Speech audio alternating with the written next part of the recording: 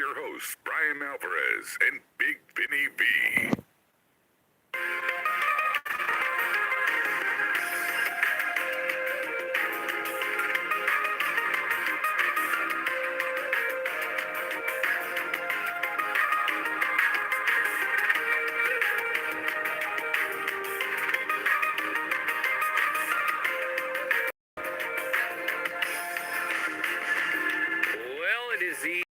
Bryan and Vinny show of 2019, if you can believe that. January 1, 2019, figure4online.com/wrestlingobserver.com. It is the Retro Raw Nitro show. I just moved to 2 hours, thank God. Thank God. Thank fucking God. But you know what? It's still the longest show I've ever seen in my life. This show, the way I put it on Twitter was, minute for minute, this show is much, much worse than the last month of shows, which were among the worst shows I've ever seen. But the minutes are cut by 50%. So yep. I think it's better that way. Well, it's definitely better shorter. It's absolutely. I don't care what anyone says. Like even no matter how bad the show is, it's always better shorter. I've seen a really, really horrible show that I think was the worst show I've ever seen. It was 3 hours. Well, so like you can't top that at 2 hours. Yeah. Now, I was watching the show and I knew it was only an hour and 30 minutes instead of the usual 2 hours and 20 minutes, saving myself 50 minutes. I'm watching it and it's bad. I'm like, it's only an hour and 30 minutes. I gotta be like almost done by now. Big mistake. No. Look at the clock, I'm 30 fucking minutes and I'm like, I'm 30 minutes in, I got another hour? Yeah. It's inconceivable. It's quite possible that when Russo got his hour cut, he just kept the same script and just did everything. Well, I mean, clearly they tried to get a lot into 2 hours. You don't say. I mean, I'm not going to count the segments here because, I mean, it's not going to top 70, I don't think. But, yeah, that's the deal. So it's just me and Vinny here tonight. Graig is not here. So G-Raff is returned in his place. Did he ever leave? I move him over there because it's hard to see the TV when he's there. He's got a long neck. I hadn't noticed, but now that you pointed it out, it's true. So he's going to be there, and we're going to find out if he says more or less than Graig does during the review here tonight. So, Rob, are you tracking that? Rob nodded, everyone. He's got it. Rob figured out. Rob's got it. Rob's got it. Doing a great we don't job have a so far. camera on Rob, actually, so that should be Rob for a while. But I'm sure he's got nothing to say tonight. Right, Rob? Exactly. Shit scene. Poor fucking Rob comes over. And Rob comes over, and I left at 8 because we were doing the show an hour later because Craig's not here. And I told Whitney, I said, I'm running to the gym. I should be back by 8:50. But if I'm not back by 8:50, if Rob knocks, let him in. So, got back at 8:45. I just left the door unlocked. Rob's supposed to come on in. Okay. So I go over, I'm making a shake. Whitney's sitting on the couch. And she's like, are you going to get that door? And I'm like shaking the thing right there, and I'm like, don't worry, he's just going to open the door. Just keeps banging on the door. It was classic Rob. And finally, Whitney, she gets up, and her computer almost falls on the ground, and she rushes over there, and we open the door, and there's Rob, and I alerted him to just come in. Oh, poor Rob. I know. And then tell me what you told me, Rob. Okay. So normally that is exactly what I do. Yes. I will check the door first. It's usually locked because it's late at night and we're in Bothell. Lord knows what could happen here. You never know in Bothell. Exactly. 8 p.m. So then I will knock and Whitney will usually let me in. So I walked up. No lights were on. Thank you, by the way. Nearly tripped and killed myself. But outside? Yeah. No, May burned out. Yeah. So didn't see any. No porch light. No street light. So I figured the door's locked. So I just didn't bother to knock and. Sure as shit, it was unlocked. Sure as shit, it was unlocked. Now, that being said, I would like to say, for the record, I did not repeatedly bang on the door. I lightly tapped twice. Sure, and yeah. that was it. Okay, that's fair. That's fair. I'm a fair man, Rob. Just next time, just try to open the door. I have learned my lesson. I will, from heretofore, will always try the door first. Heretofore, please. I alerted Rob that Vinny had a key, at which point Winnie reminded me that my own brother, Tony, has no key. Yeah. It's kind of weird. Anyway. Let's get going here. I'm here more than Tony is. Kind of. It's toss-up. Really? Yeah. All right. Soon he'll be here a lot more often than you, but go ahead. That's going to make him very sad.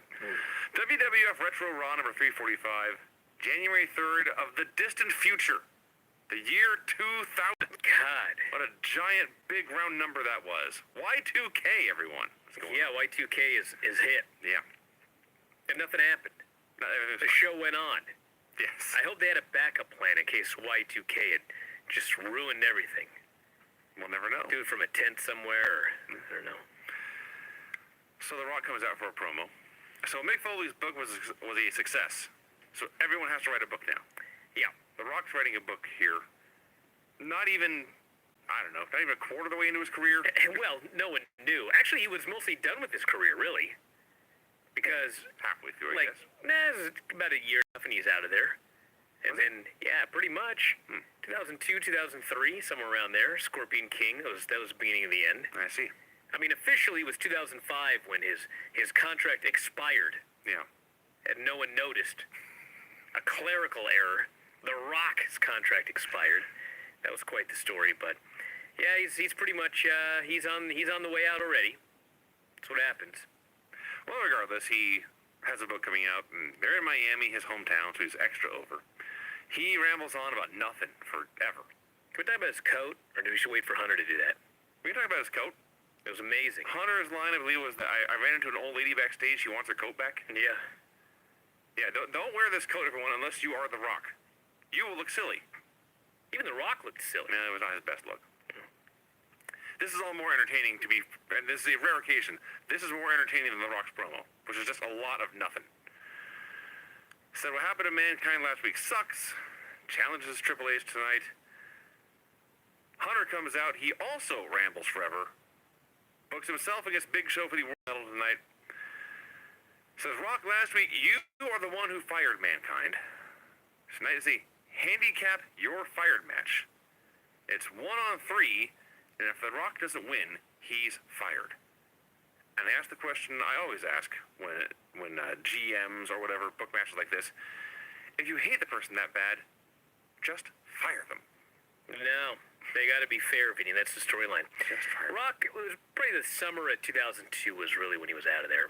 So it's 2000 now. He's got 2 years left. He showed 97. He showed up in, 96. He was Intercontinental Champion in 96. So, yeah. So flown by. It's okay, Vinny, to be wrong. I'm very wrong here then. Yeah. Anyway, this thing went on forever, and the Outlaws and X-Pac ran down and beat up Rock, and that was it. Too Cool versus the Dudley Boys. Match went 2 minutes. The Main Street Posse attacked Rikishi. The Acolytes attacked the Main Street Posse. Rikishi superkicked Bubba. It was a disqualification, and it sucked. I do have to say about Nitro that one thing about WCW and Nitro is that stuff was always happening on the show.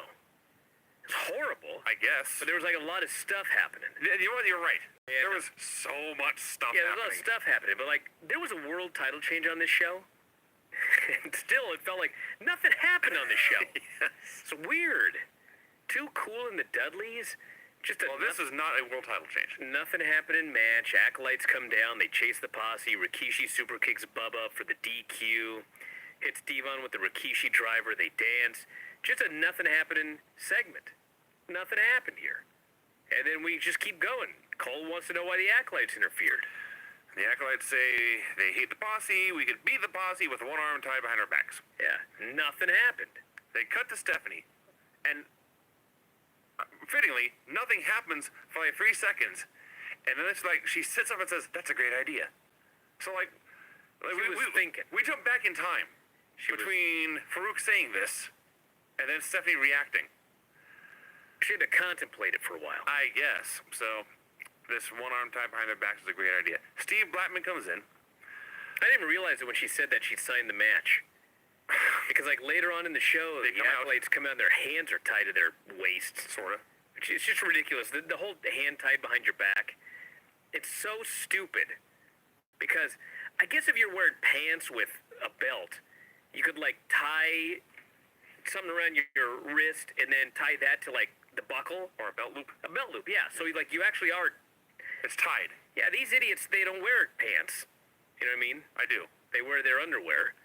And so they just like take a rope and it never stays. It looked like their wrists were taped like kind of to their back and then like all the way around the back a couple times. I feel like there should be a way. Do we have any rope? Any rope here, Rob? I feel like I should be able... Phone cord? Nah, it's not long enough. If we can get a rope, I do believe that I could tie your hand behind your back, Vinny, even without using a buckle. But they just like put it around the waist and tie a knot. It did not last And long. these idiots have to hold their hand back here. Yes. Anyway, they came out like that, and I was like, why do you fucking guys have your arms tied around your waist? I later figured it out. So Blackman comes into the office. Hunter says, if you hit Kane with your kendo stick tonight, you are fired. This made Stephanie confused. Hunter then told her Kurt Angle is going to wrestle Kane. What's going on over there? Squeaky ass chair. Okay. He's looking for rope. It's a squeaky-ass wood chair? Actually, yes. Okay. Mm-hmm. No, it doesn't do it. I hate you. I didn't do anything. It's not a gimmick chair. It's just a So, do you think the listeners are as entertained by this as we are? I don't care. So Hunter informs Stephanie. If I'm entertained, I feel like it's a better show. That honestly, that's been my So philosophy. since I don't 12 really years care now. about everyone else. Hunter informs Stephanie that Kurt Angle is wrestling Kane tonight, and his New Year's resolution is to end Kurt Angle's win streak. She's just aghast. Yeah. Kurt Angle versus Kane. First of all, I had forgotten that this Kane-Tori thing goes on for just months, apparently. I got to talk about this for a second, okay? I just, there's something about this that I guarantee I'm the only one that loved it. So, Hunter meets with Blackman, and he does not want Kurt to be saved. So he says, if you hit Kane with that kendo stick tonight, Yes. you're fired. Yeah, because Yes. Blackman has been interfering Yes, and yes. attacking Angle's opponents. So Blackman, Yes. in the most wooden manner possible, says, okay, I got it. He leaves. Steph wants to know why you do that. Hunter explained everything. So they have the match. It's Kane versus Kurt Angle. Steve Blackman is not allowed to hit Kane with a kendo stick. He'll be fired. Now, Hunter doesn't say, don't interfere. No. He says, don't hit Kane, okay? I thought, well, go ahead. So they do this quick match, nothing happening. Out comes Steve Blackman. He gets in the ring. He hits Kurt in the head with the cane. Kurt takes a great bump, as he always does. And the referee calls for the bell, disqualifies Kane. And for some reason, Lillian Garcia has to alert us that Kurt is still undefeated. Yeah. They immediately cut backstage, and Hunter has his hand on his head. He was outsmarted. Do you know how many times I've done that when watching this show? Quite a few. Because of some stupid fucking thing that they've done. And it suddenly hit Hunter, these bullshit rules. This bullshit booking fucked him. It hit him. He was me for once. That's right. I thought what was going to happen was Kurt was going to attack, or Blackman was going to attack Kane, but not with a stick. No. With a hammer or a chair or something. I just loved that, like, Hunter, when he finally realized how stupid he had been, he made a dumb mistake. So he's face palming, realizing the error of his ways. Stephanie's gloating, and then she adds on, wait till you see what I decided to do with the Intercontinental Championship. That's the least of our problems. This fucking thing that she did here is a storyline that, like, I'll get to it. Well, Fucking A. Hunter, this is almost a quote. I don't care about that title. Do what you want. I'm going to prepare for my match. Yeah. So stuff comes out. There's 3 refs. There's the belt. So on SmackDown, everyone, Chris Jericho, the champion, was defending against China. There was a double pin.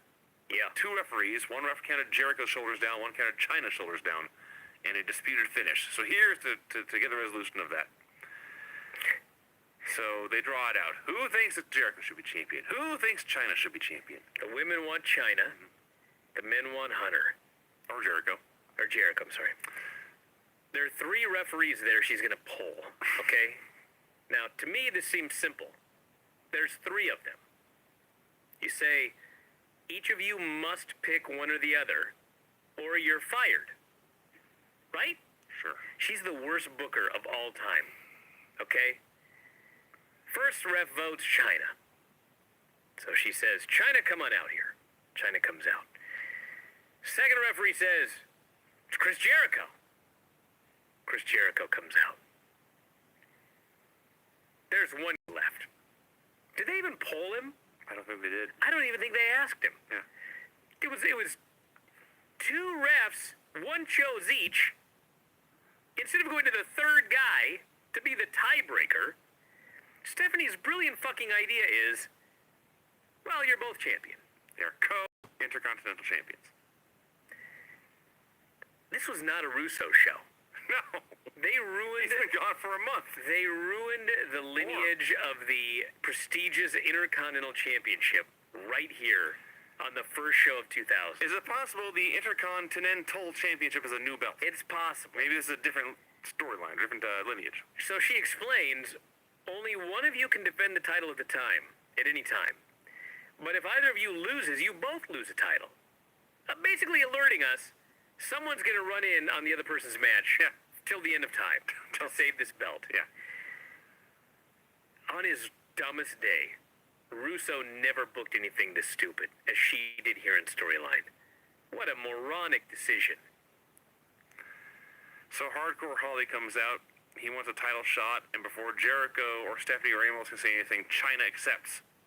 And you'll never guess what happened. Hardcore Holly's wrestling Chyna. Jericho's in commentary, burying Hunter and Steph, which was interesting. Holly has the pin. The cat takes the ref. Jericho punches Holly. Chyna gets the pin. Jericho leaves with the belt. And then Hardcore beats up Crash for some reason. Yeah.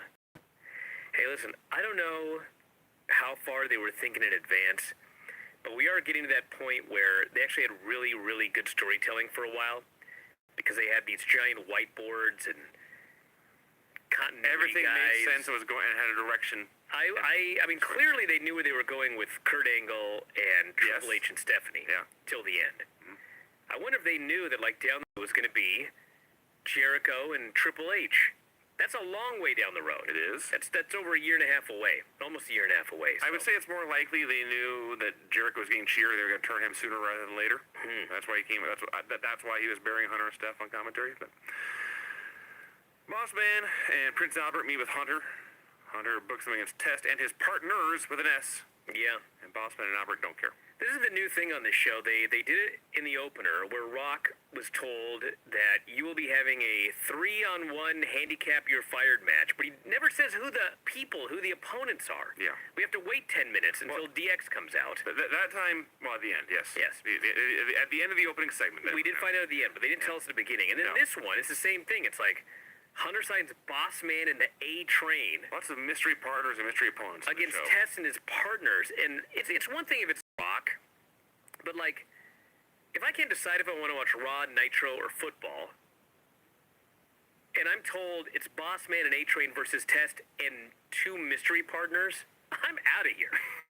Tell me who these fucking people are. I ain't sticking around to find out who's... Maybe I would have. Okay.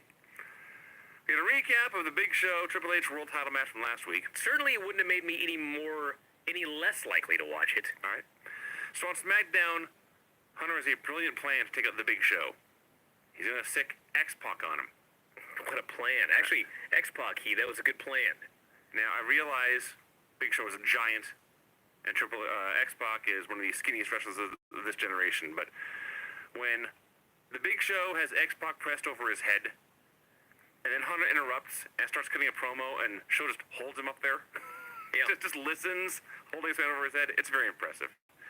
So it leads to Hunter starts adding guys to the match, and Road Dogg is in it, and Billy Gunn is in it, and then I'm in it, he says, and they run down, they beat up the Big Show, and they leave him bloody. Cole then tries to interview the Big Show. Show does not want to speak. Bryan just removed his sweatshirt in the middle of our show. I did it when you were talking, you jackass, so nobody would notice. Your chair squeaked way more than Rob's did. Oh, and get out of here. Get out of here. So Big Show versus... Rob's chair making that noise. Big Show versus Triple H for the world title. So... You're talking about nothing happening. Dude. Okay. This was a WWF World Championship match. No one cared. No. Now, I'm going to tell you why nobody cared. Because I'm a genius. You understand? I'm listening. They put this in the middle of the fucking show. DX is standing there watching from the ramp. Yeah. Was there one person, given the placement of this match and DX standing on the ramp, that didn't think that there was going to be a bullshit finish? Of course you did. So, swerve of all swerves, in this WWF World Championship match in the middle of Raw with DX on the ramp. Hunter punts him in the balls and pins him with the pedigree. Wins the title. Yeah. This Big Show title reign, It was horrible. is bullshit. It's just disaster. Week after week, you couldn't even remember he was the champion. Yes. He could come out at the beginning of the show as champion, and by the end of the show, I couldn't remember he was champion. Like, even in Rey Mysterio's reign where he lost every week, I never forgot who the No, champion you was. knew it was. This was the most nothing happened in title reign of all time. And then last week, like, they should have just had him win. But they had to do a swerve, and they had to do something with Mick Foley. Yep. Like, you couldn't have done that same thing with Mick Foley here. Like, let's count the guys on the totem pole who are higher Actually, than that the was world in champion right now. the main event match. But the point of this is, Yeah. like, it was just, they just held it off for no good reason. The world champion is below Hunter, Steph, The Rock, and Foley for starters. Yeah. Probably the Outlaws. Kinda, yeah. That may be it, but he's still the world champion. That list should be 0. So, he's pinned. He gets up, he just walks away. DX is having the celebration. There's pyro, there's balloons, and it still felt like every other mid-Raw match I ever saw. It just ended. Yeah. Thing is, DX is on the ramp. They run down there. The ref tells him not to get in the ring. Big Show goes for a choke slam. Hunter kicks him in the balls, pedigrees him, wins the title. 5-minute match. Yeah. Triple H won the WWF World Heavyweight Championship in a 5-minute match in the middle of Raw. Jim Ross then says, like it or not, he did it without the help of DX. I thought, what are you talking about? DX took the ref, he low-blowed the guy, and pedigreed him. They absolutely helped. And then black and green balloons fell. Everybody celebrated. I was unimpressed by this championship reign, this championship title change. You know, the other thing is, like, they're building up to Mania. You know what I'm saying? I'm aware. Probably going to be Rock versus Triple H, be my guess, even though it's not. But, I mean, when you watch the show, That's what you would think. that's what it seems like. So why the fuck would you make Triple H so fucking weak? I don't Winning know. a title like this, and this, I just was baffled. They must think that he's bulletproof. And the only way to get heat on a man as great as Triple H is to make him look like a fool. I guess. Well, you know, I think they're wrong. And you know another thing? Triple H is the champion right now. I don't know if you're aware of that. I forgot, actually, this match we just reviewed, but yes. I mean, he beat the Big Show, so it's very forgettable. But so the show right now. This is spoiler, everybody. If you don't know what happens at WrestleMania 2000. So when you watch the show, you presume it's got to be Triple H and Rock at WrestleMania. So somehow between now and WrestleMania, it's Triple H, The Rock, Mick Foley, and The Big Show. He's back. With the McMahons in everybody's corner in a 4-way elimination match for the title. And you know who wins? If memory serves, it was Hunter Hearst Helmsley. I believe, and I could have missed something somewhere, but I believe that's the first WrestleMania in history where a heel won the main event at WrestleMania. As I recall, clean. Can you imagine? It was a big deal. 16 Manias, whatever this is. And yes, a bad guy won the main event for the first time ever. And it was Hunter. And it's Hunter. Like, this is so easy what they're doing right now. Make Hunter a strong heel and have The Rock beat him at WrestleMania. How do you fuck this up? They fucked it up. In the hottest year they ever had, by the way. Yes. We'll watch it unfold. Maybe I'm still aghast. Maybe we go over it won't be so bad. Yeah, maybe when Jericho was the dual champion and getting ready to face Hunter at WrestleMania. Oh, that one. That one was hideous. That was also bad. Test and Mystery Partners versus Big Boss Man and Prince Albert. So the Mystery Partners are the Fabulous Moolah and Mae Young. Who actually wrestled. Yeah, Albert's just hitting him. So Boss Man hit Test with a stick. Albert hit the bicycle kick for the win. Mark Henry ran out to protect his girlfriend. He got beat up Hold on, too. let's not gloss over this. After the match, Henry runs in, he gets beat up. Harvey Whippleman tears his shirt off. He rushes in to make the save for the Fabulous Moolah. He gets his ass kicked. And then the fabulous Moolah, picks up Harvey Whippleman on her shoulders in fireman's carry position, and she carries his ass all the way up the ramp to the back. Oh. That was the most incredible physical feat I saw anybody do on this entire show. I realize he's not a big guy. She's an old woman. She was like 72 years old. He's a grown man. Dude. Yeah. So, more power to her. Yeah. Literally. Now, I'll be honest, I didn't even catch that. I just wrote, Test clears the ring. This accomplished nothing. Well, I got something out of that. I was very impressed. Hunter's enjoying champagne. The Big Show leaves, shirtless into the night. Yeah, he just leaves with his jeans. He put on pants but no shirt. He can't eat It's anywhere like January. It's cold outside. They all laugh at him for leaving. Acolytes versus the Posse with one hand tied behind their backs. It that. goes. Yeah, 72 years old. It's seconds in when the Dudleys attack for the DQ. What a waste of my time. Dude, this is all a waste of your time. DX is having a party. I should add that Dudley's hit the ring and Bubba absolutely obliterated Bradshaw with a chair shot to the head. He hit him so fucking hard in the head with that chair. And you know what sucks? What sucks is that you shouldn't be hitting anyone in the head with a chair. You know what I mean? I'm with you. Okay. It sucks that Bradshaw hit so many guys so hard in the head with the chair that when somebody hit him so hard in the head with the chair, there was a part of me that thought, you fucking deserve that. There is that. But you know what? Nobody should be thinking about anybody hitting each other with chair shots to the head. Revenge is not a good thing. Now, these guys are all in their late 40s, early, mid-50s. The 60s and 70s, when these guys hit their 60s and 70s, it's going to be a sad state of affairs. Because they all had to be out there being tough guys, or dickheads, one or the other, and fucking waffling each other as hard as they could in the head with chairs. Howard Finkel comes out with an announcement. It is the DX presentation of the epic film Have a Bad Day. Anyone remember this? I forgot it. I forgot this, and by the second one, I can't believe this has been forgotten. This was another DX spoof. It is Triple H. Who was playing Foley? I believe it's Midian. I cared so little, I didn't even. But Hunter's out there. In the second segment, he is playing a totally racist character. It's amazing. Dr. Hung Lo. Yeah. How was this not edited off the network? I don't know. These skits, I'm going to be serious here. I am prone to hyperbole.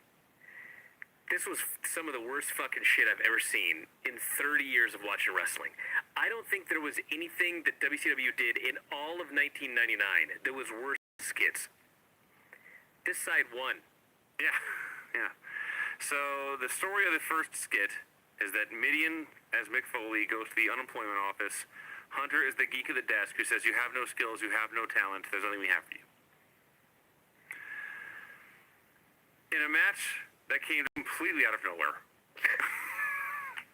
Jeff Hardy versus Maybe we should be watching SmackDown, because I am lost. How many SmackDowns did this get built over? Well, This could not come out on one show. Jeff Hardy versus Al Snow inside a steel cage? Yep, inside a steel cage. And you know what I got out of this match? No. Terry Runnels. Okay? Okay. Terry's topless in this match, all right? I know that someone's going to go on the board and say, no, Bryan, she was a white top. Okay, she was topless. This is the most see-through white top you've ever seen in your life, okay? She's nude out there. How did this make television? Like, I'm not even kidding here. How did she not have, like, the big DX over her throughout this entire match? I don't know. And then you realize, you know how much money Playboy offered her to pose nude? I do not know. And she turned it down Oh, really? so that she could come on TV and basically be nude for free. I didn't know any of this. I need to know what's going on here. What was she thinking? So she's out there, nude, in the cage, and these guys are just having a match around her. And you think, well, Jeff Hardy cage match. Jeff must do something stupid off the top of the cage. No. There was something resembling a snowplow off the top rope. Or a cutter or some kind of slam. It's something horrible. It was terrible. But, like, nobody came off the top. I have no idea why they were in a cage. Jeff just Why was vaulted Terry in the out. cage? I don't have any idea how she even got in there. Yeah. Because she couldn't get out. She could not get out. So how did she get in? Did I miss something? I mean, Al threw her into the cage, and then no one saved her. I So see. she's cowering in the corner the entire match. Can't climb out, I guess. Al Snow is a destroyer of worlds here. He's destroying Jeff. He's destroying Matt. He's locking Terry in the cage. So they're just doing this match, and out of nowhere, Jeff Hardy does what has to be the fastest cage escape of all time. Al is on his hands and knees. Jeff runs and vaults off his back onto the top rope. He grabs the top of the cage. He basically does It's like a pommel horse. was the vault. The vault. He bounced. He vaulted to a handstand, did a half turn. Actually, I don't even think he just went straight over. I mean, have. And landed like this, banged his back on the cage, and dropped to the ground and won. It was very physically impressive. I timed it. From feet on the mat to feet on the floor, 6 seconds.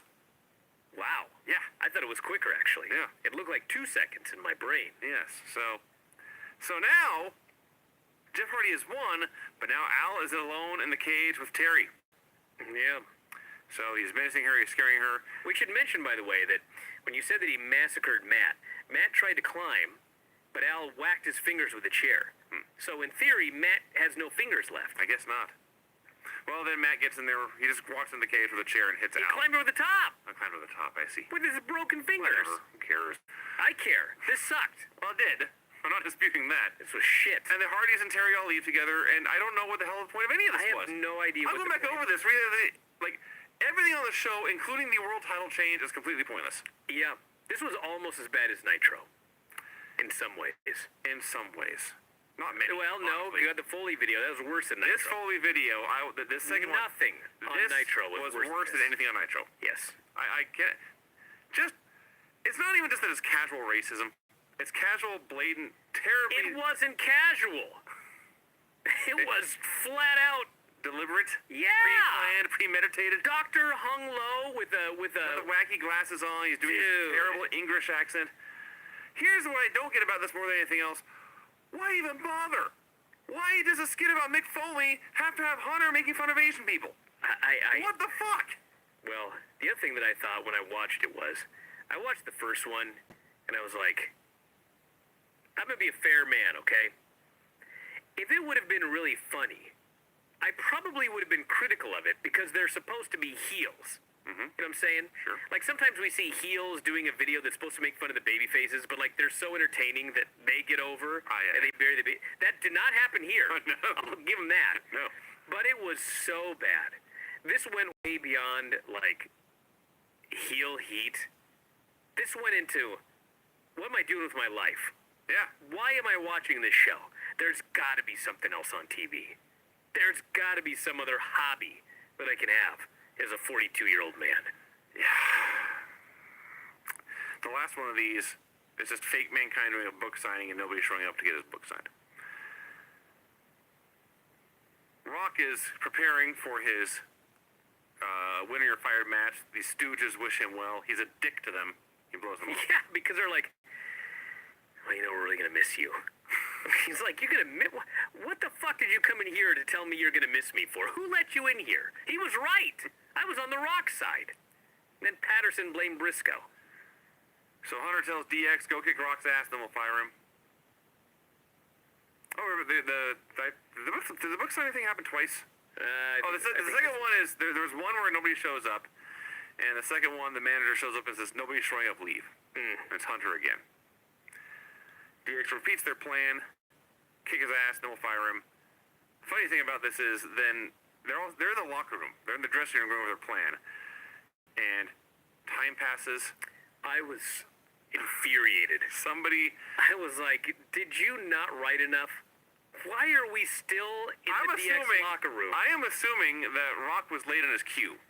Because suddenly they start ad-libbing dialogue about kicking Rock's ass. I find there's a knock on the door, and Rock walks in, he punches Billy Gunn in the face, and he walks out. All I hear about is pre-tapes, and I watch this shit, and I'm like, there's no way this was a pre-tape. And why didn't you pre-tape this?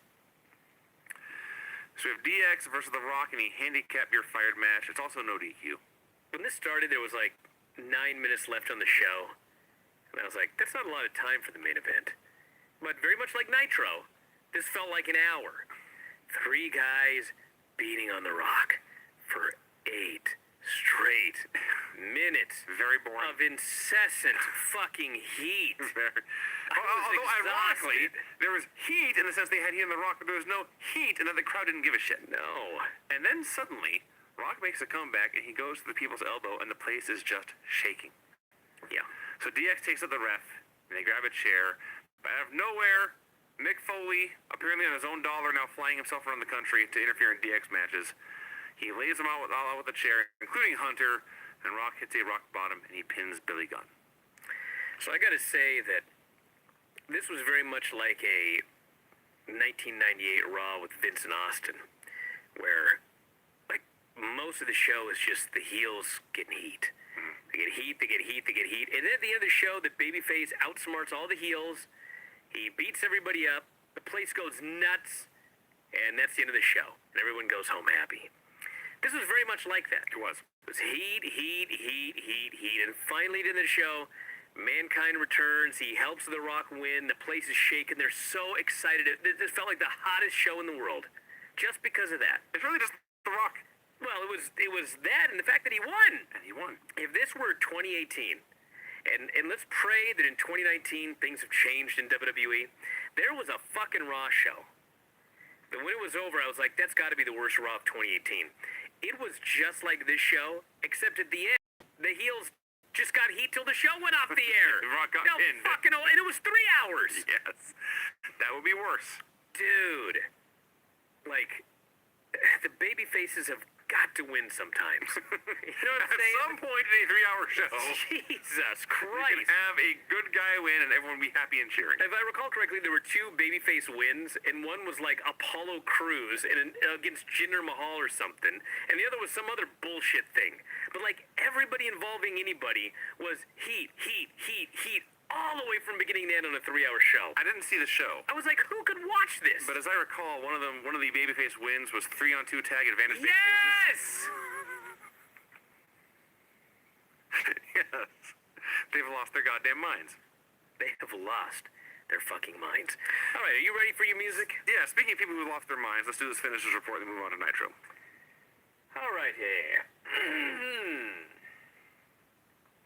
The finishes on this show were DQ due to a bunch of bullshit, DQ due to stick shot, pin after interference, pin after distraction and low blow, pin after nightstick, DQ in a handicap match where one team had their hands tied behind their backs, win via escape in a cage match, pin after interference in a no DQ handicap match.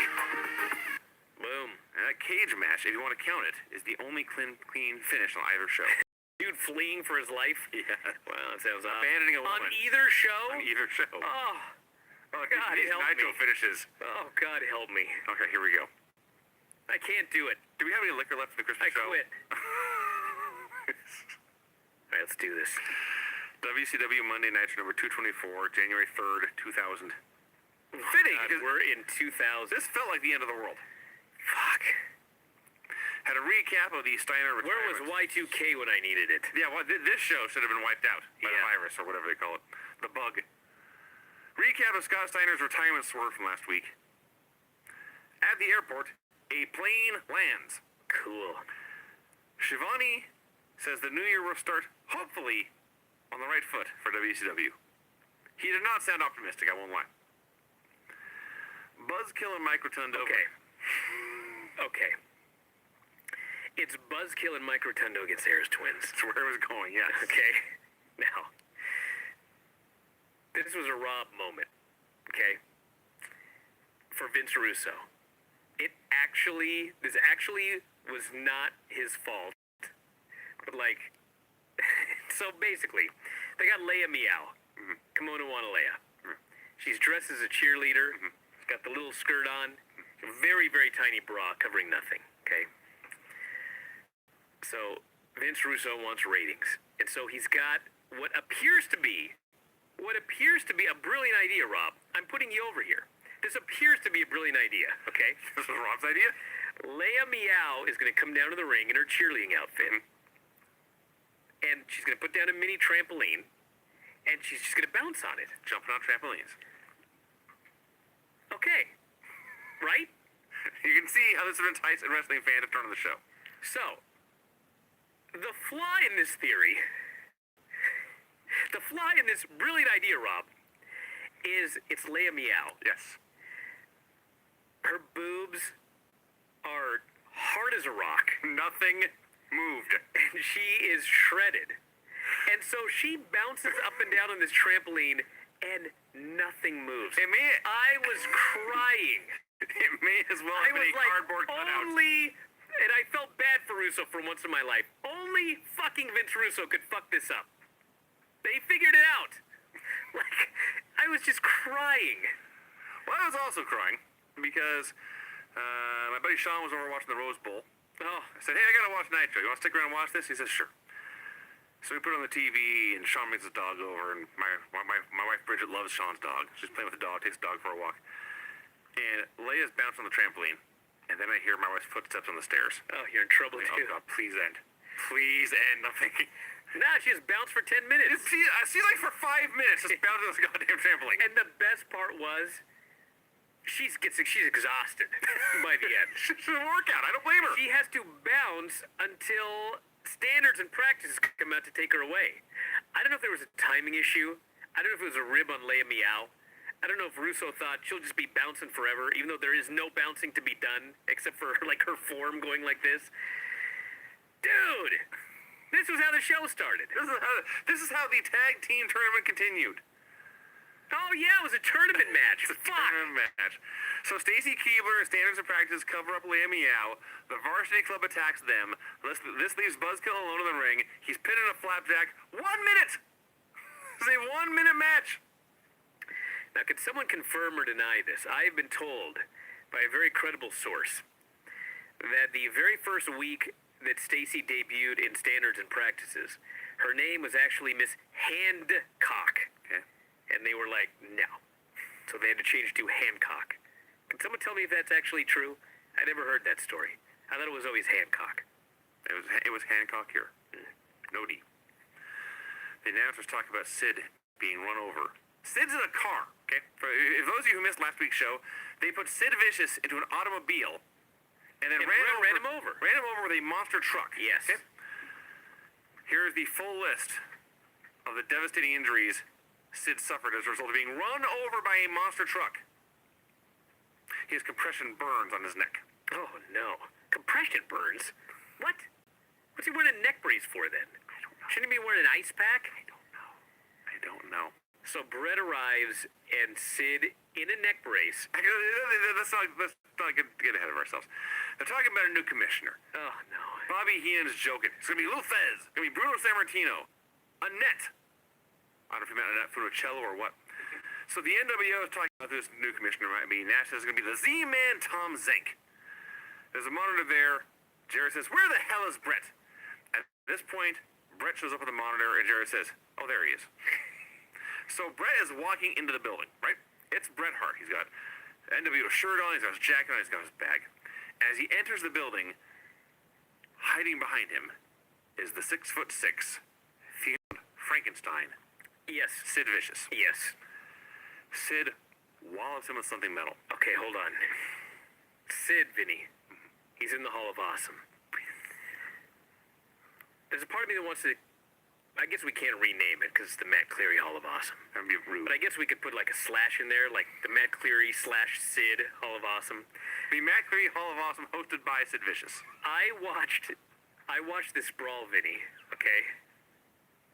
And I concluded that Sid is professional wrestling. Okay. Do you understand what I'm saying? I'm listening. Okay. He is pro wrestling. He's a giant, Yes. freaky-looking guy. True. Who's going to turn heads when he walks through an airport. Amen. He's a living cartoon character. True. And he fake fights. He sure does. There's nobody... He sure does. There's nobody that exemplifies, that personifies professional wrestling more than Sid Vicious. Because, Vinny, what do people say about pro wrestling? It's guys in underwear fake fighting. Yeah. Okay, most people you could at least pretend they're really fighting. Not Sid. Sure. He is fake fighting. He sure is fake. He's a big, freaky-looking giant that turns head on the street and he fake fights. He is professional wrestling. And he's in his underwear. And not here. Here he's in street clothes. There's like jeans and like a flannel with the sleeves cut off, a neck brace to treat his compression burns, and a backwards baseball cap. I adore him. I adore this man. He's having the world's worst brawl with Brett, who, by the way, has now deep in these symptoms of Oh, yeah. career-ending concussions. He looks totally fucked up. Part of the reason this is so fake is he can't do anything. He's still cognizant. He can still cut his promos. Yes. But he is messed up. He's doing nothing in this brawl. So, as they're fighting, now, let's go back. The NW was watching this. They acknowledged Bret Hart's in the building. They could see him on the monitor, so they must know Sid is killing him before their very eyes. As this fades to black to go to commercial, I don't know if Jeff thought the mic was live or if he thought they'd already gone to commercial, but you hear Jeff Jarrett clearly say, "He's really big." Well, he is really big. So, You know what? If I were suffering from anything that required me not to get hit in a brawl, I can think of no better attacker than Sid. he will not get hurt. I could wear a costume made of eggs, and he could beat the shit out of me, and not one egg would break. He'll be fine. Is he available for WrestleMania weekend, by the way? I'm sure he is. Because I'm missing some opponents. God. So, after the break, the NWO is tending to Bret Hart. There is one thing on this entire show that I remember 20 years later. Bret's been down. He's been killed by an angry giant, right? Wasn't feeling that good going into it. They got him sitting up in a chair. He's down. He's holding his head in his hands, just like this. And Jeff Jarrett asks, "Bret, are you okay?" And Bret lifts his head and just gives him the death stare to end all death stares. Just can't believe this moron has asked him a question that's stupid. We watched this like 20 times. It was funny. It's funny now. Bret is a very, very underrated heel character. Yes. He's one of the best. When he's surrounded Is by... he in the Hall of Awesome? He should be. Well, it's official now. Bret Hart has been added to the Hall of Awesome. Yes. Well, I don't think we had it during the 1997 period, so. Bret, congratulations on your the last time we'll see you for probably 5 years now. Yeah. You are in the Hall of Awesome. But just the look he gave Jeff, just... Got him in. I can't do it. The motorcade is on its way. It's into the building. Gene interviews DDP. Paige refuses to wrestle anyone until he gets a match with Buff Bagwell. Because Buff talked about wanting to bang Paige's wife. I believe he was told the match is not till the pay-per-view. So he said, I'll leave right now. And Hennig told him, no. The powers that be determined you have to go to the ring right now. Paige says, well, who's in the ring? Hennig says, PG-13. Oh, man, DDP was excited. He says, that works for me. He goes to the ring. All right. So PG-13 comes out. Now, there were segments we missed last week due to the technical issues. The show was incomplete on the network.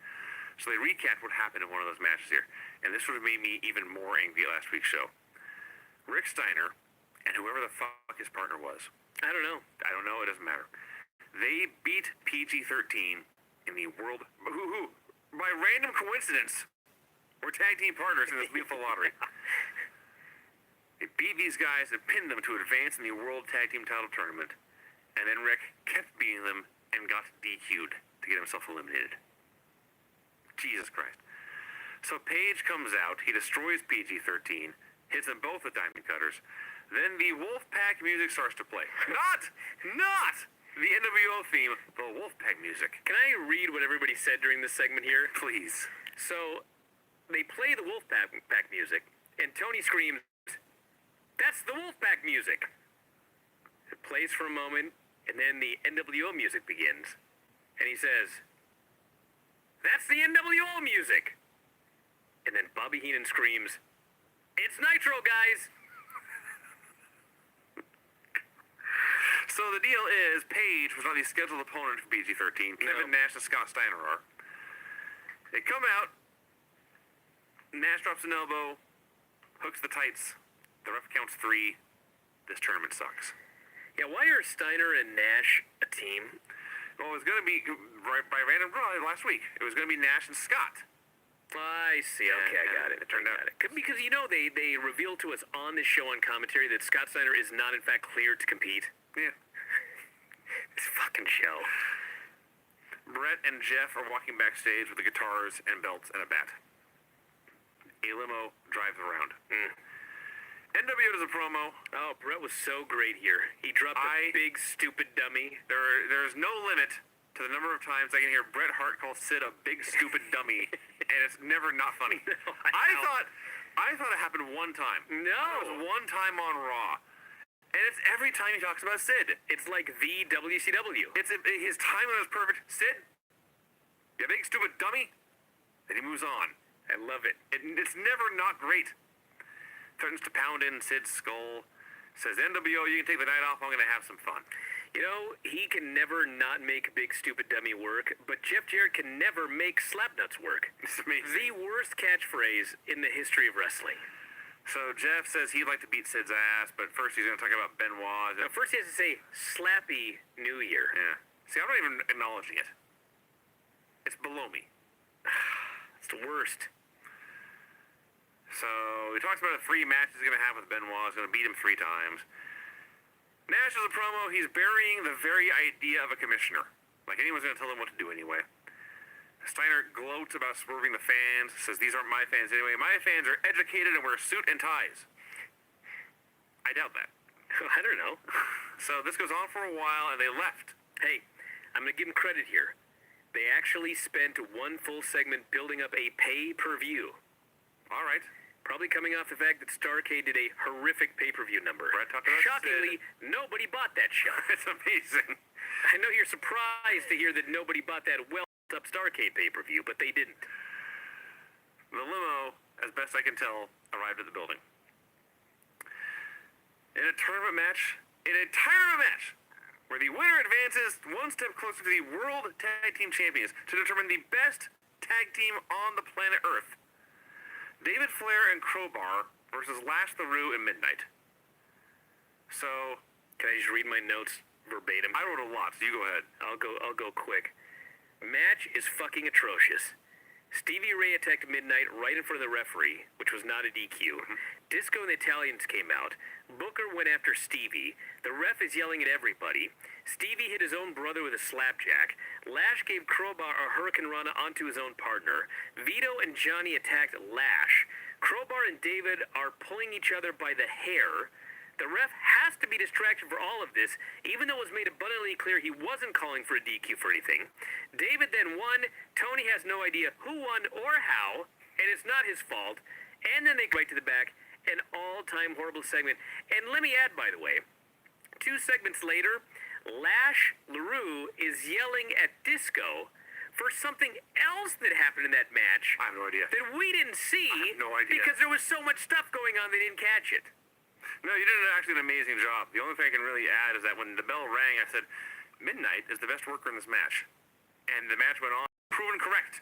Crowbar's pretty good. Crowbar's all right. Stevie called her a jacked up hoochie. He hit her right in front of the ref with his fist. And then hit her and Booker with a slapjack. The Italians are out there. There's a bunch of shit happening. David finally pins Lash, and then my notes here read, fuck motherfucker, fuck you.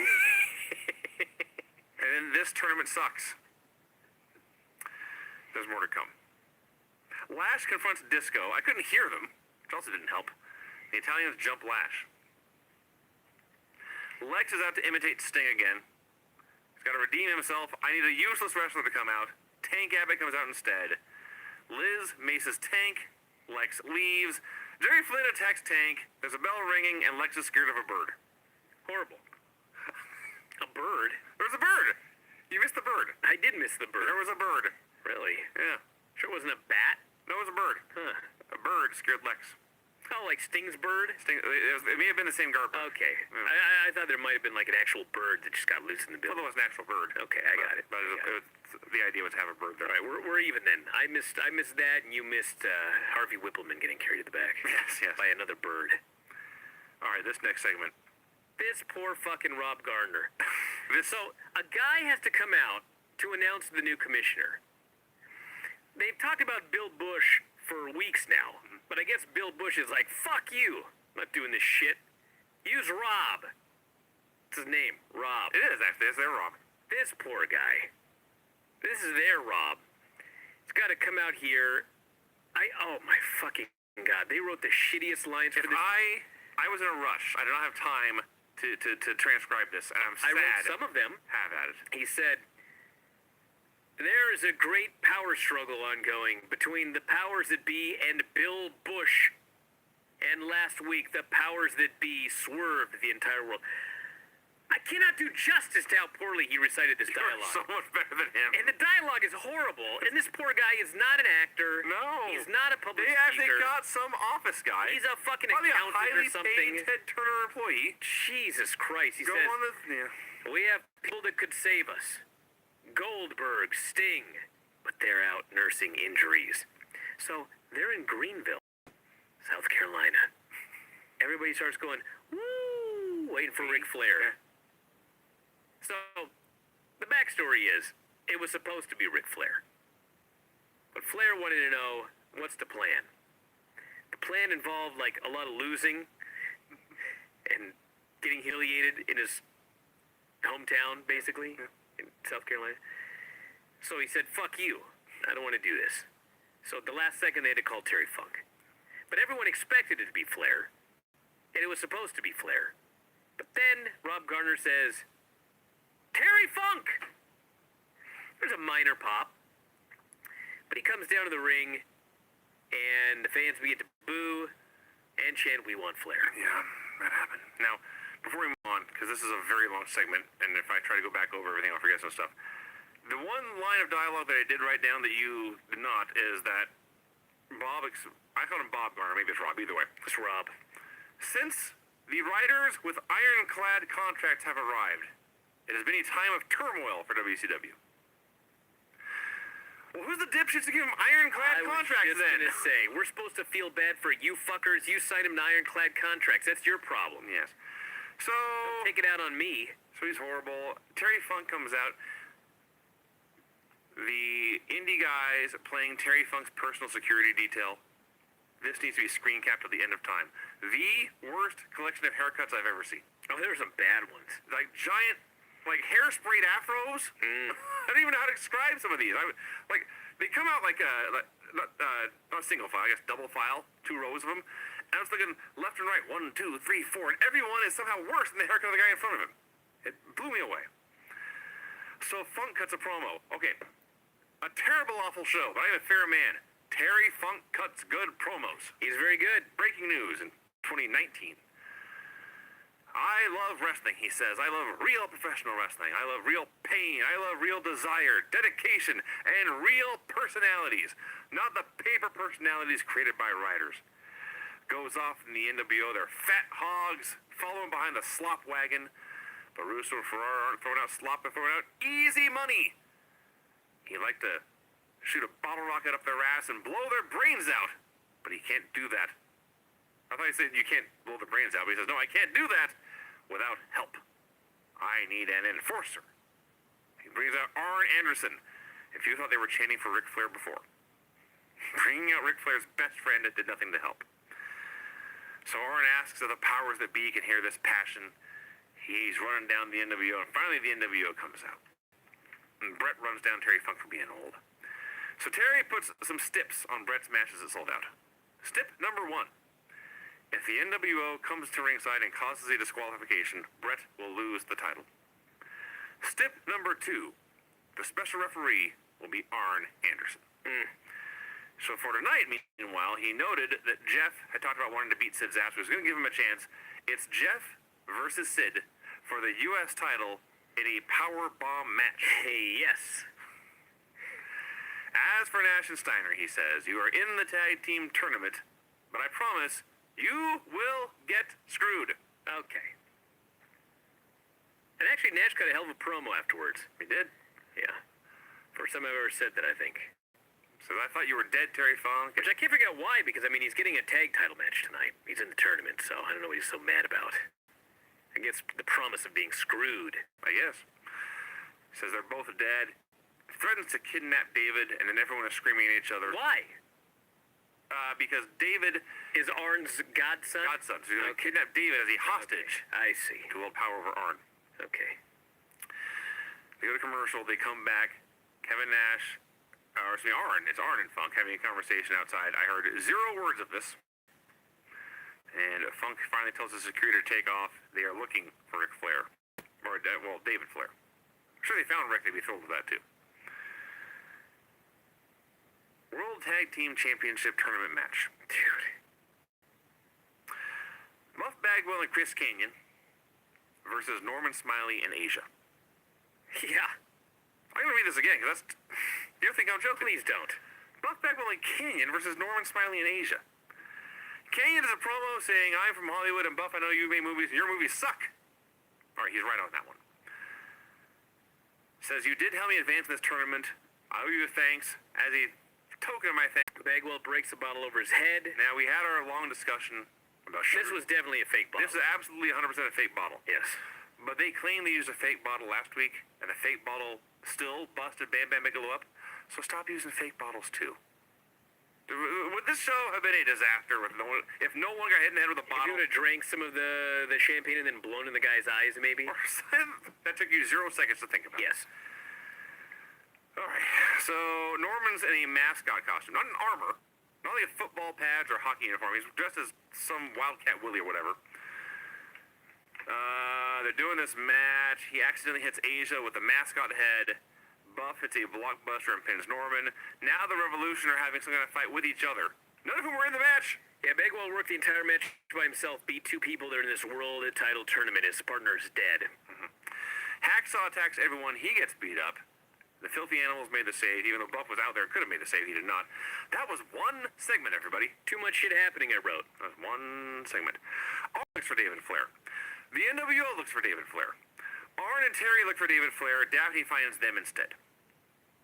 Nash and Steiner versus the Harris boys. So Nash grabs a baseball bat. The Harrises duck out of the ring. The Varsity Club attacks them with chair shots. They're thrown into the ring. Scott Steiner hits the ring and pins one of them. At which point Tony Schiavone said, and I quote, "Someone explain this to me."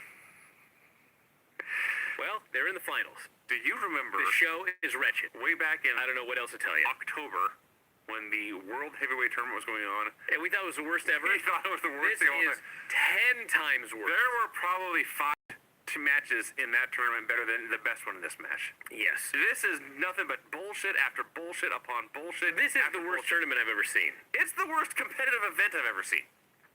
It's astonishing how terrible this tag team tournament is. Terry and Arn are trying to reason with Daphne. She's crazy. She cackles and laughs and leaves, but then she is abducted by Jeff Jarrett, and the camera sees this and captures it and then turns off. Does nothing to aid the young lady. Buff Bagwell and Kanyon versus David Flair and Crowbar. So before the match, Kanyon is going to jump Bam Bam. Oh my god, I forgot about this. Yeah. Yeah. Oh my god. Vinny, please, the mic. Kanyon is going to jump Bagwell, but Bam Bam Bigelow attacks him, gives him a suplex on the metal ramp. Okay. It's been a half hour Yes. since the bottle was broken over Kanyon's head. Yes. So then he's going to give him a slam off the stage through a table. We've seen this a million times in WWE. There's padding everywhere. There's multiple tables. They stack them up together. They try and make it as safe as possible. There's one table over the cement. They throw fucking Kanyon off the stage. He goes through the one table like butter, and he fucking crashes on the cement. I think he was killed. He's laying there dead. He does not return for the match, obviously. Did you mention the way he bounced on the suplex on the stage? Oh, yeah. Dude. So, for the last 20 minutes, the NWO and Arn Anderson and Terry Funk, the whole fucking world's been looking for David Flair. Yeah. He's nowhere to be found. Yeah. Well, here he comes. He just walks out. Walks out with Crowbar. He just walks out. And they have David Flair and Crowbar versus Bagwell in a tournament match for the World Tag Team titles. Arn and Funk come down. But before they can do anything, out comes Vampiro. Sorry, who? Vampiro. Vampiro, you say? Vampiro apparently has a problem with somebody. I think they said David. I don't know why. I have no idea what's going on. Bagwell has no idea what's going on. Bagwell turns and goes, Shivani, what's going on? Shivani says, I don't know what's going on. So Vampiro just starts wrestling. And Bagwell's like, go Vampiro. So Vampiro's doing this match, and out come Arn and Funk, and they start talking to David. And Vampiro's yelling, saying, get the fuck away from my match. I'm having a match here. Bagwell yells at Vampiro for yelling at them. He's not making any of this up, people. No! This is what happened on the show. And finally, he can take no more. And so Bagwell decides, even though I have won matches by myself in this tournament, and I could be, by myself, the World Tag Team Champions. I could enlist my mother to be my tag team partner again. You know what? Fuck it. I'm going to give Vampiro my blockbuster, and I'm going to walk out. He leaves. He just walks out of the tournament, up the ramp. He cares no more for the World Tag Team titles. David pins Vampiro. Fuck this show I wrote. David and Crowbar are in the finals. I went with fuck all of this. Yep, David and Crowbar are now in the finals. And then the NWO comes out with Daphne. Oh, that's right, there's more. Yep, Scott Steiner says, these flares always hung out with the most ugly women. This bitch, he says, is uglier than your mother. He then threatens to gang rape Daphne. Yeah. They drag her to the He back. says, who's going to get to her first, you or us? Yep. They drag her to the back. Flair's going nuts. We never found out what happened. Did they gang rape her? What's going on? It's possible. I cannot tell you they did not. I've never seen a show so bad. So- I say that every week. Here's the amazing... More amazing than what I just recapped? Please. I'd like to hear it. I'm trying to maintain my composure. So they have pinned to David Flair's face to literally molest and violate his girlfriend and dragged her up the ramp. Yeah. David Flair and Crowbar go in hot pursuit, but they don't go up the ramp. No. They go off through a side door somewhere. Well, you know, there's... Where the fuck are they going? They're crazy. What is wrong with you people? I don't know what's going on. Rob also does not know what's going on, No. but the monitor is blinking on and off. I did not touch a fucking thing. Okay. We'll let it go. Let's do our best. You text Tony. You text Tony. All right. Hey, listen, I got the audio. Audio's what people really pay for. Yeah. All right, so, did you catch here during all this mayhem with Vampiro and Arn and David Flair and Terry Funk? Did that help? I just wiggled a cord. No. One of the announcers, I'm not even sure which one it was, outright said, quote, "There's so much going on, you can't keep focus." Yeah. Correct. That is factually accurate. David hunts for Daphne. Sid Vicious versus Jeff Jarrett in a powerbomb match. Sid in a neck brace. Sid comes out. He's got his wrestling boots on. He's got his trunks on. He's got his leather vest on. His wrists are taped. He's tan. He's sweaty. He's super duper intense. He's got a brace around his neck. Around his neck. Beyond the absurdity of a man doing a pro wrestling match while in a neck brace. Forget that. He's Sid. Yeah. You know what Sid's really, really bad at? Everything. Yes. But I love him. As it turns out, holding his neck still. A common Sid thing, a Sid mannerism, if you will, is to look to his left with an intense stare. Yes. And then whip his head around to look at Yeah. his hands on the right. And then whip it back. Yes. He's got a neck brace on. I am trying to figure out this entire match. Are they this dumb? Did Sid... No, Vinny. Stop right there. Okay. He doesn't have a bad neck. Okay, so this... He has a burn. Okay. So he can still move his head. Okay. It's just a burn. Now, why he's wearing a neck brace over a burn, I don't have any idea. Shouldn't it just be bandages? What is a contact burn? Compression burn. Compression burn? That's what I was told. So they're doing this match. They brawl on the floor. They show a bunch of power plant dudes in the front row. I saw Mike Sanders. I saw Chuck Palumbo. Oh, Mark Jindrak was the other one. I can't find this anywhere on the internet. I think they made this up. They may have made it up. So here's how the ref gets bumped, everyone. Sid, in his neck brace, throws Jeff Jarrett into the ropes. Jeff rebounds, runs at him, does a baseball slide through his legs, and he kicks the referee in the ankle. This causes the referee to spring through the air calls heel ref Slick Johnson. I see. I'll let her know if we're supposed to Sound be like crazy. heel. Rob, have you fixed the monitor? He didn't do anything. It just fixed. Yes, I did. Excellent job, Rob. Well done, The Rob. best producer we've got. Any problem? Rob's all over it. He's got it fixed. Yeah. Excellent. All right. So the ref gets Rob, you understand that if the monitor would have gone upside down and the picture would have gone like this and had snow and been black and white, it's still better than this Nitro we watched, so I got nothing to bitch about. The ref goes flying. He is down. I guess the fact that the heel ref makes some... Well, no, it doesn't make sense because Sid hits a power bomb. There's no ref. The ref recovers. Bret Hart comes out. He hits Sid with a baseball bat. It's a DQ. A DQ in a powerbomb match? It's a DQ. Fuck you. In a power bomb I match. hate this show. Oh, it's awful. This show is utter shit. It's amazing how shitty the show is. Then, why does everything have to happen? EMTs come out to tend to Sid, who has, after all, been struck with a baseball bat. And so Bret Hart and Jeff Jarrett beat up EMTs with baseball bats. Yeah. Why do they do this? Because they... Did we even talk about when the EMTs came to check on Bret earlier and the NWO beat them up too? They're edgy. There are innocent victims. I know, it's stupid. And you take it out left and right in the show with no They're trying so hard to be the NWO in 2000. It sucks. David and Crowbar hunt for Daphne. Did they ever find her? Which leads to Kevin Nash and Scott Steiner versus David and Crowbar, who gave up on the hunt. We got a master wrestle. They gave up on this. Hey, to them, these titles are more important than their girlfriend.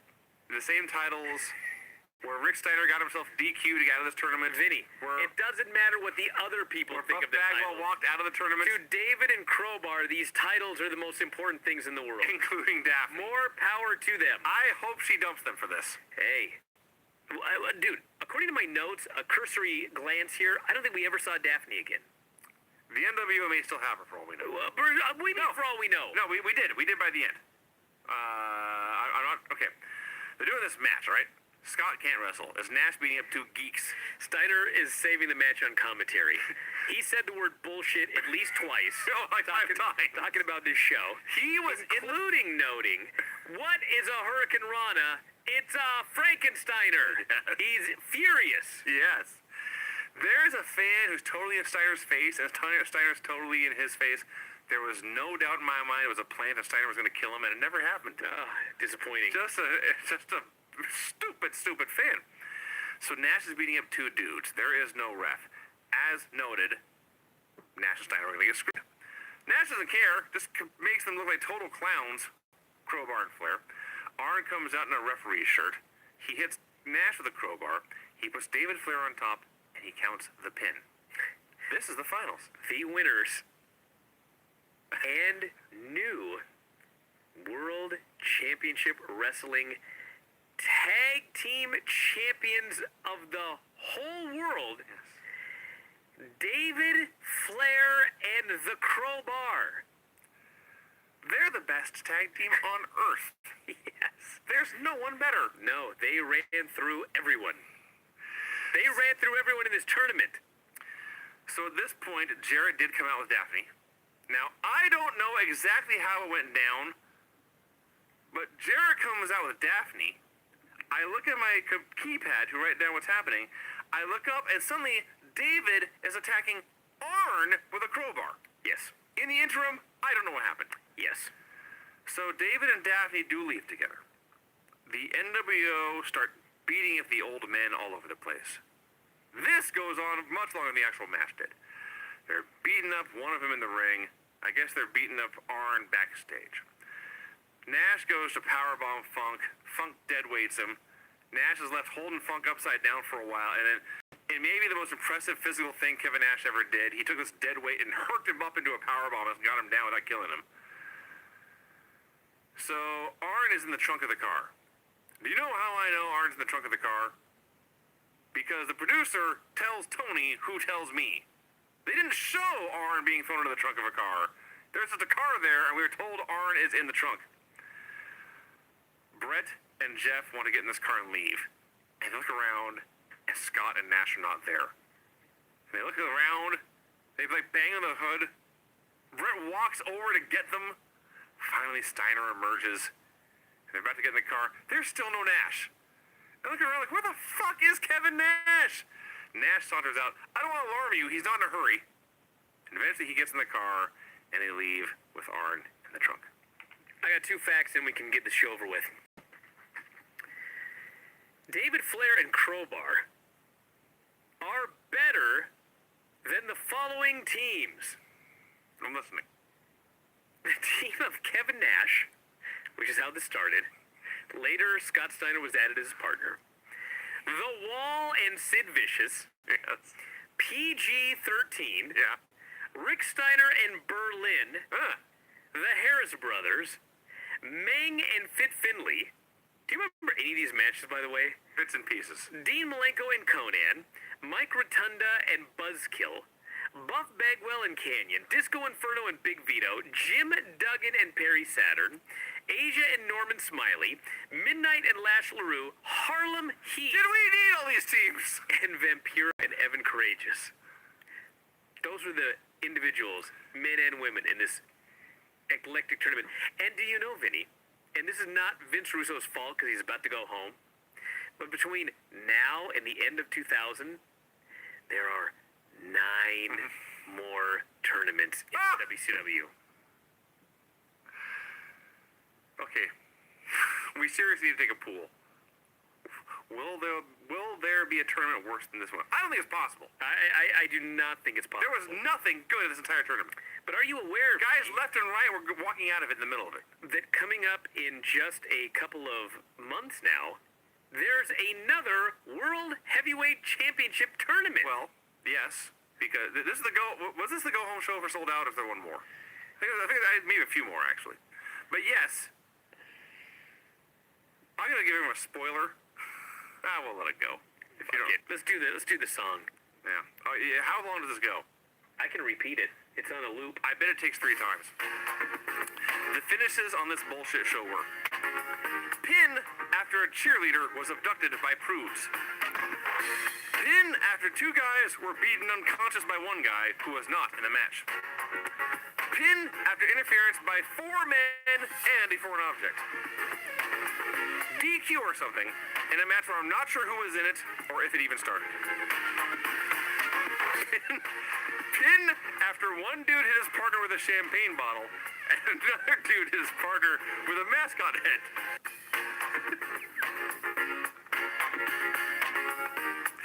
Pin after 2 dudes were attacked with chairs by 2 guys not in the match. Pin after 1 dude that hit. God, do it. Finish. Sure. Pin after 1 dude got slammed through a table, but then another dude came out to take his place. But then in the middle of the match, he stopped wrestling to yell at old men. So he got beat up by his own partner, who then left, and the replacement got pinned, and they had to pause the show just to write this finish down. DQ in a powerbomb match due to baseball bat shot after the guy who won had already hit a powerbomb, so he got the win anyway. Pin after 1 dude beat up 2 dudes. Pin after 1 dude beat up 2 dudes by himself. They did a fuck finish and the guy won. Yes. Oh, God. That happened. Pin after 2 dudes, or start over. Okay. Pin after 1 dude beat up 2 dudes by himself, but then a crooked ref hit the ring, hit the 1 guy with a crowbar, so the 2 geeks are now the best tag team in the world. Hold on a second. I have never seen so much bullshit per minute. I didn't even realize this kid did this finish report. They did Sid versus Jarrett in a powerbomb match. Okay? Sid hit the powerbomb, but there was no ref preventing him from winning. Oh my gosh. And someone hit him with a bat, and he won anyway. Yes.